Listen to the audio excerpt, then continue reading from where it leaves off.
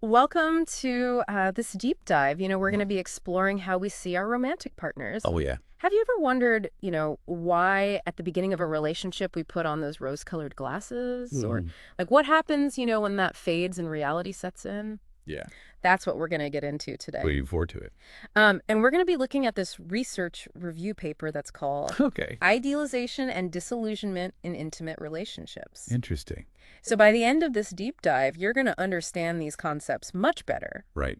And that might even help you navigate your own relationships, Yeah. whether they're romantic or not. It's all about how we perceive, the people in our lives and especially in relationships. So let's get started with the basics. Okay. What is idealization? Right. Is it just like a fancy word for being head over heels? It's more than just butterflies and, the excitement of a new relationship. Idealization is when we view our partner in a really positive light, Okay. often exceeding how they even see themselves. Right. It's those rose-colored glasses, filtering out their flaws and amplifying all the good stuff. So it's like we're creating like a highlight reel, Exactly. like in our minds. And it seems to even go deeper than just wanting to Right. present, this good image to the world. Okay. It seems to be more of a psychological phenomenon, Got it. almost like a built-in mechanism Yeah. to help us bond with our partners. So the question is this idealization like a good thing or a bad thing for Right. the relationship? Yeah. Is it like the secret sauce for a happy ending, or is it Yeah. setting us up for disappointment? That's where things get interesting. Okay. Research shows it's not that straightforward. Okay. It seems that idealization can be both a blessing and a curse, Okay. depending on a few key factors. Okay. Lay it on me. So one crucial factor is accuracy. Okay. It's not just how much we idealize, but how accurately we perceive our partner. So this accuracy seems to matter for long-term satisfaction. So blindly adoring someone without really knowing them Right. might backfire. Exactly. Building Yeah. a relationship on fantasy might lead to a bigger crash when reality hits. Yeah, that makes sense. It's like those positive expectations suddenly meeting Oh, yeah. a brick wall of their actual behavior. Ouch. Right. So then how do researchers measure something like idealization? Yeah. That's got to be hard.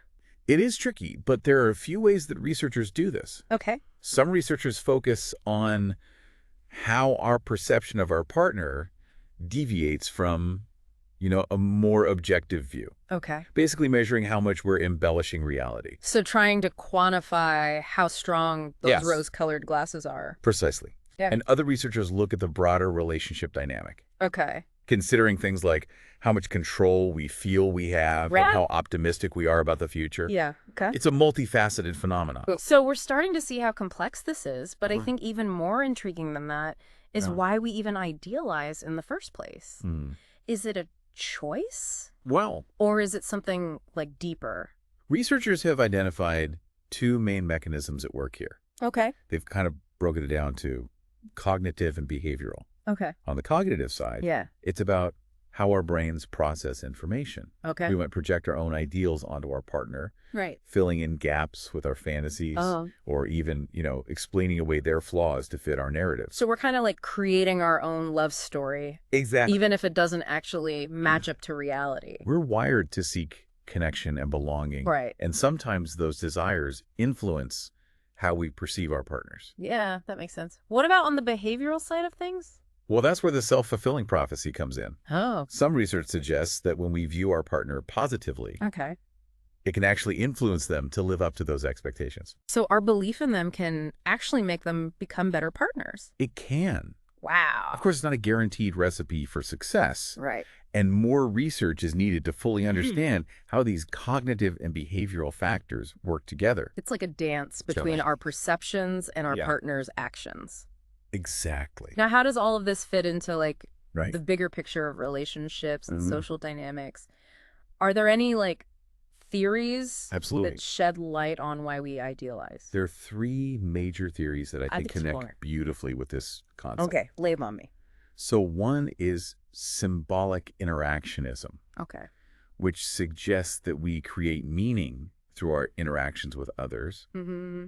And in relationships, this means idealization becomes part of how we present ourselves Okay. and perceive our partners. Okay. We're constantly negotiating those perceptions through our words and actions. So it's not just a one-way street. We're Right. kind of co-creating this narrative of the relationship. And another relevant theory is motivated social cognition, Okay. which suggests that we're motivated to see our partners positively. Okay. And this may lead to biased thinking. Right. We might literally filter out information that doesn't fit our idealized image. So we're choosing to see Yes. what we want to see. Precisely. And finally, cognitive structure theories Mm-hmm. suggest that we organize information into mental schemas, Right, and idealization might involve downplaying negative traits in our partner schema. That's a perfect way to put it. Okay. And these mental models can be heavily influenced by our Yeah. individual experiences, Mm. the relationship dynamics, and even external events. So it's not just about who we are, it's also about the context of our lives and Yeah. relationships. Hmm. Now, speaking of context, Yeah. research has uncovered some fascinating links Oh, yeah. between idealization and certain factors like Yeah. gender commitment Hmm. and even self-esteem. Right. Whoa, women idealize more. It seems that way. Is that because of social pressures, or is there Right. something more fundamental going on? Let's dive into those intriguing questions right Okay. after a quick break. Some studies, though not all, suggest that women initially idealize more than men. It's hard to say why, for sure, but, it could be due to a mix of societal expectations, maybe even deeper biological differences in how we approach relationships. Pretty interesting stuff, right? It is really interesting. Now, what about commitment? Does being more committed make us idealize more? Yeah, that seems to be the case. The more committed we are to someone, the more likely we are to focus on their positive qualities and downplay the negatives. Makes sense. And we're invested in making that relationship work. Yeah, totally. We're rooting for Team Us. But Yeah. what about self-esteem? Does feeling good about ourselves influence how we see our partners? That's where the research gets a little murky. Some studies suggest a link between high self-esteem and idealization, while others don't find that connection. So more research is needed to unravel that puzzle. Okay, so the jury's still out on that one. What about the link between idealization and relationship satisfaction? Is it really true that, seeing our partner through rose-colored glasses makes for a happier relationship? Well, many studies say yes, but remember, it's not a simple equation. The link seems to weaken over time, meaning those rose-colored glasses might lose their rosy hue as the relationship progresses. So the honeymoon phase can't last forever. Exact. Eventually, we all have to face reality, and that's where the concept of disillusionment comes in. It's the flip side of idealization, when those rosy perceptions start to fade and we see our partner in a more realistic light, flaws and all that. So it's like the bubble bursts and we're forced to see our partner for who they truly are. That sounds kind of scary. It can be, especially if those initial idealizations were way off base. Yeah. Imagine building a relationship on a fantasy, only to have it crumble when you realize your partner doesn't actually possess those idealized traits. Ouch to talk about a reality check, but isn't some degree of disillusionment inevitable in any relationship? I mean, no one is perfect, right? That's true, and it's important to remember that disillusionment isn't always a bad thing. It can actually be a sign of a maturing relationship where we move beyond superficial infatuation and we develop, a deeper, more nuanced understanding of our partner. So it's about finding a balance between those initial rose-colored perceptions and the more grounded reality that comes with, time and shared experiences. Exactly. And one way to navigate this balance is to be mindful of the specific perceptions that drive our idealization. It's not just about overall adoration. It's about whether those adored qualities actually align with reality. So it's not enough to just love someone. We need to really know them strengths and weaknesses alike. Precisely. And that's where open and honest communication becomes crucial. Okay, communication is key. Got it. But what about the disillusionment process itself? Is it like a sudden crash landing or more of a gradual descent? Researchers have proposed different models to try to explain this. Some suggest it's like a gradual fading of those rosy perceptions, while others believe it's more of a phased process, with distinct stages of realization. So there might be different paths to disillusionment depending on the individual and the relationship. Yeah, that seems to be the case. And it's important to note that disillusionment isn't always a one-way street. Sometimes couples can recover from those dips in perception, especially if they're willing to work on the relationship and address the underlying issues. So it's not a death sentence for the relationship. There's hope for a comeback. Absolutely. And one way to think about the interplay of idealization and disillusionment is through this two-dimensional model. Ooh, a model. I love visuals. Tell me more. This model suggests that we evaluate our relationships on both positive and negative dimensions, not just one scale. And it proposes 4 different states based on, varying levels of idealization and disillusionment. Okay, I'm on the edge of my seat. Break it down for me. So the first state is optimism, where idealization is high and disillusionment is low. Think honeymoon phase, those blissful early days. Ah, young love. Right. And then there's confusion. This one's a bit more intense, where both idealization and disillusionment are high. It's that messy middle ground where reality starts to clash with our initial rosy view. Sounds like a recipe for some relationship drama. What are the other two states? Okay, so the third is realism here. Both idealization and disillusionment are low.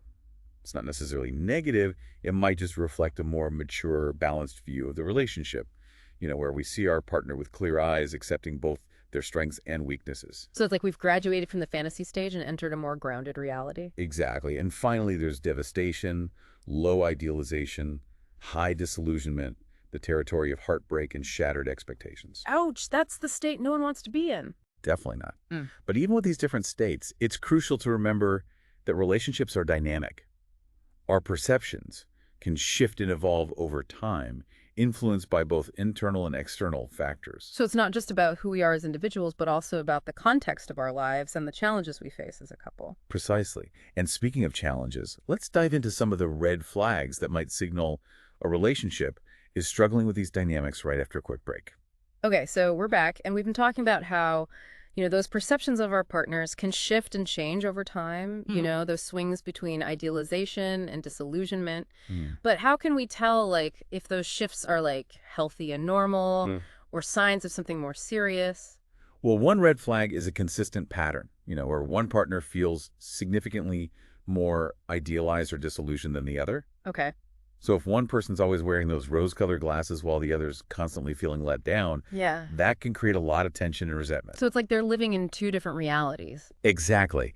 And another warning sign is when those perceptions are rooted in, like, denial or avoidance. Okay. If you're constantly explaining away, your partner's negative behaviors or ignoring your own feelings of disillusionment, Right. that can prevent you from actually addressing the real issues in the relationship. It's like sweeping things under the rug and hoping that they'll just Yeah. magically disappear. And they never do. No, they never do. They always come back. They always come back. And usually bigger and messier than Right. before. I think perhaps the biggest red flag, though, is when idealization or disillusionment leads to, like, controlling or manipulative behavior. Okay. If you're trying to, like, force your partner to live up to some idealized image, Right. or using your disillusionment to justify, your own bad behavior, Yeah. that's a sign that the relationship is veering into, like, unhealthy territory. Those are some serious red flags. Yeah. Now, what about, like, for those of us who are experiencing more, manageable levels of idealization and disillusionment? Yeah. What can we do to keep those dynamics, in check and maintain a healthy balance? Well, I think first and foremost, cultivate self-awareness. Okay. Pay attention to your own thoughts and feelings about your partner. Notice when you're slipping into those patterns of idealization or disillusionment and ask yourself why. So it's like getting to know, like, our own relationship patterns, Yes, those sir. tendencies that we bring to the table. Exactly. And once you have a better understanding Yeah. of, those patterns, you can start to see how they're playing out in your interactions. Okay, so self-awareness is step one. What's next? Open and honest communication. Talk to your partner about, these concepts. Okay. It can be a really fun and insightful way to learn more about each other's perspectives. It's like a relationship checkup. It A is. chance to kind of get on the same page about these important dynamics. And don't wait for problems to arise. Make a conscious effort to foster realistic perceptions Okay. and manage expectations, from the very beginning. So we're not just passively riding the waves of idealization and disillusionment. We're taking an active role Yes. in shaping those perceptions. Exactly. And that proactive approach can help to create a more stable and fulfilling relationship, over time. Now, we've been talking about, like, the individual and relational aspects of all of this, but Right. what about the role of culture? Yeah. Does our upbringing or, like, social background influence any of this? Absolutely. While research on cultural differences is still emerging, some studies suggest that individualistic cultures like the United States tend to emphasize romantic love and idealization more than collectivistic cultures, which might have different norms and expectations. So our cultural background can shape our ideas of what a good relationship is. That's right. And gender can also play a role. Some research indicates that, women tend to idealize more than men in the early stages of a relationship, but more research is needed to fully understand those nuances. It's a reminder that everyone brings their own, unique experiences and perspectives to the table. Right. Which I think makes relationships so fascinating and complex. Absolutely. Embracing those differences can lead to growth and, deeper connection. Oh, wow, we've covered a lot of ground today. We have. We've explored like all the ins and outs of idealization and disillusionment, from the research findings to practical tips for navigating, these dynamics in our own lives. Yeah, it's been quite a journey. So as we wrap up this deep dive, I want to leave you with this thought. Remember, relationships are a journey, not a destination. Mm-hmm. There will be ups and downs, Yeah. moments of intense connection and moments Ah. of frustration. That's okay. And that's okay. It's all part of like this beautifully messy tapestry of human connection. It is. The key is to approach it all with awareness, Yeah. compassion, Mm-hmm. and a willingness to learn and grow both as individuals and as a couple. Keep diving deep. Stay curious and never stop exploring those beautiful, complex connections that make life so rich. Yeah. Thanks for joining us on the deep dive.